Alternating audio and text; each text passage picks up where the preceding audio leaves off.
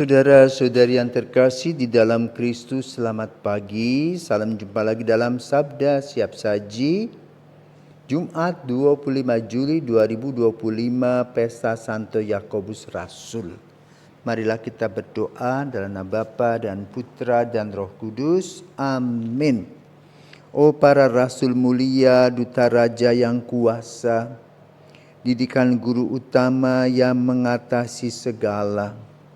Di Yerusalem surgawi penuh cahaya ilahi, kalian menjadi dasar bagi gereja yang benar.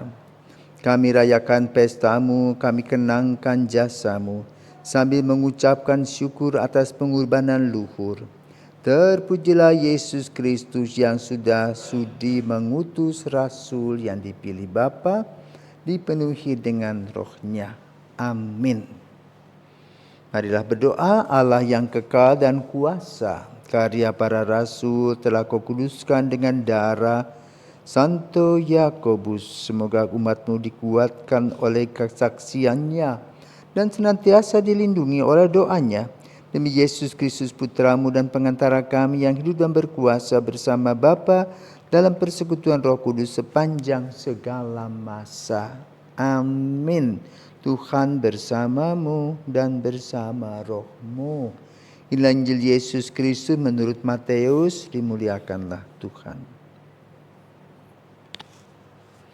Sekali peristiwa menjelang kepergian Yesus ke Yerusalem, datanglah ibu Zebedeus serta anak-anaknya kepada Yesus, lalu sujud di hadapannya untuk meminta sesuatu. Kata Yesus, "Apa yang kau kehendaki?"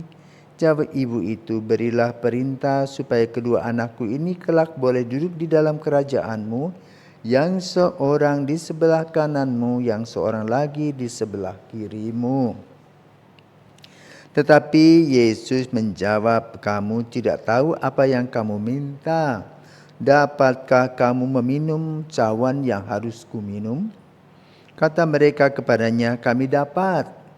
Yesus berkata kepada mereka, "Cawanku memang akan kamu minum.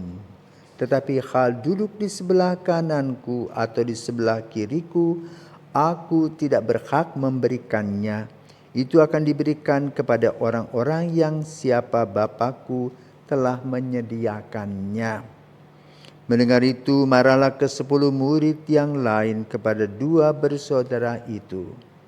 Tetapi Yesus lalu memanggil mereka lalu berkata, "Kamu tahu bahwa pemerintah bangsa-bangsa memerintah rakyatnya dengan tangan besi, dan pembesar-pembesar menjalankan kuasanya dengan keras atas mereka.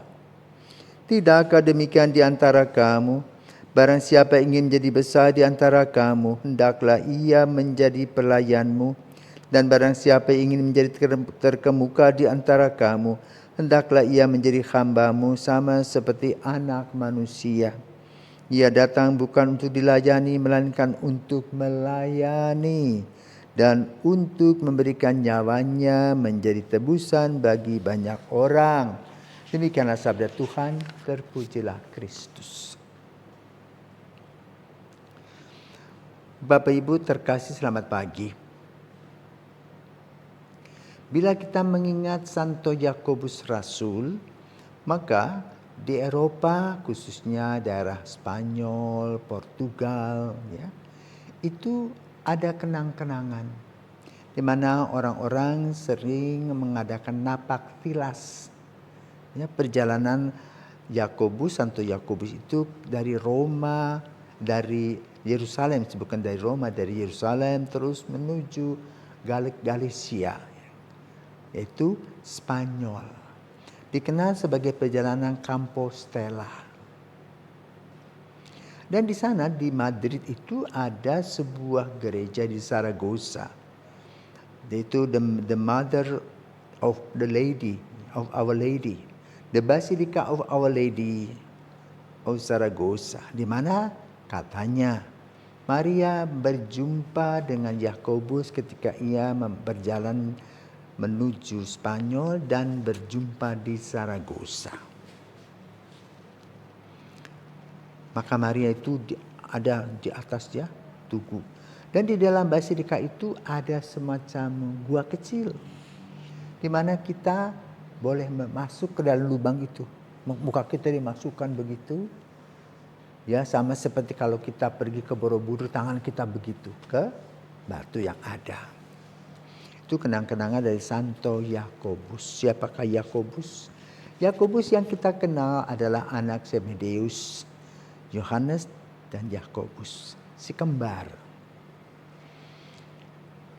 Dan dalam pembicaraan panggilan, biasanya dibicarakan panggilan itu terjadi setelah Andreas dan Petrus, kemudian Yohanes dan Yakobus, anak Zebedeus yang membantu ayahnya mengambil ikan dari tempatnya. Kemungkinan pada suatu hari dalam Injil ini, ibunya mendekati Yesus, karena itu mereka anak-anak kecil ya. Yohanes itu kan bolehkah adupannya adiknya dari siapa? Yakobus. Karena Yohanes itu yang kemudian menuntun Maria di bawah kaki Yesus. Ibunya minta supaya ditaruh di sebelah kiri dan kanan, tapi Yesus menjawab dalam Injil pada hari ini, itu bukan urusan saya, urusan Bapa di surga. Maka ada reaksi negatif dari para murid, marah. Tetapi jangan lupa, ada trio, yaitu Petrus, Yohanes dan Yakobus yang ternyata mempunyai pengalaman-pengalaman yang luar biasa, spektakuler istilahnya. Di mana Yohanes, Yakobus dan Petrus diajak Yesus ke Gunung Tabor. Di sana mereka melihat transformasi Yesus. Sebetulnya kalau memang mempunyai daya yang tinggi, mereka sudah melihat bahwa ini bukan orang biasa.